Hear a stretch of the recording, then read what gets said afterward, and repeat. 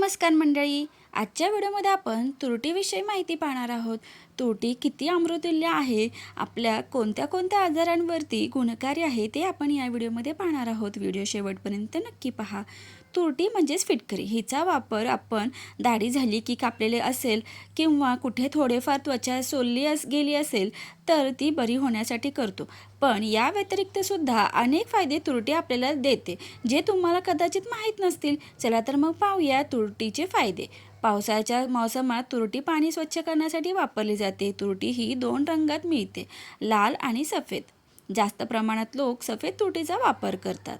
तुरटीचे फायदे आपण आता पुढे पाहूयात। ज्या लोकांना जास्त घाम येण्याची समस्या आहे त्या लोकांनी आंघोळीच्या पाण्यामध्ये थोडी तुरटी मिक्स करून आंघोळ केल्यास घाम येणे कमी होते।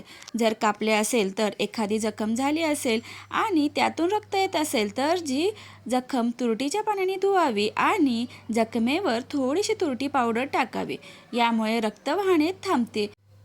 तुरटी आणि काळी मिरी पावडर करून दातांच्या मुळांना घासल्यास दातदुखी कमी होते।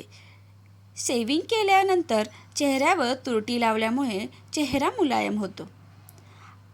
अर्धा ग्राम फिटकरी पावडर मधामध्ये मिक्स करून चाटल्यामुळे दमा आणि खोकल्यामध्ये आराम मिळतो।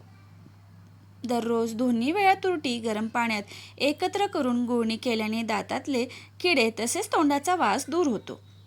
टॉन्सिलची समस्या असेल तर गरम पाण्यात चिमूटभर तुरटी आणि मीठ टाकून गुळणी करा, यामुळे टॉन्सिलच्या समस्येमध्येही आराम मिळतो।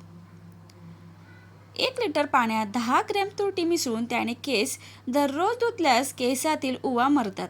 10 ग्रॅम तुरटीच्या चूर्णामध्ये 5 ग्रॅम सेंधव मीठ टाकून पावडर बनवा। या पावडरीने दररोज दात घासल्यास दातांच्या दुखण्यात आराम मिळतो। पिंपल्स आणि चेहऱ्यावरील काळे डाग दूर करण्यासाठी तुरटीचा फेस पॅक उपयुक्त आहे। तसेच वयानुसार येणाऱ्या सुरकुत्या कमी करण्यासही मदत करते। शरीराचा दुर्गंध कमी करण्यासाठी तुरटीच्या पाण्याने आंघोळ केली जाते। गढूळ पाणी स्वच्छ आणि निर्जंतुक करण्यासाठीही तुरटीचा वापर केला जातो।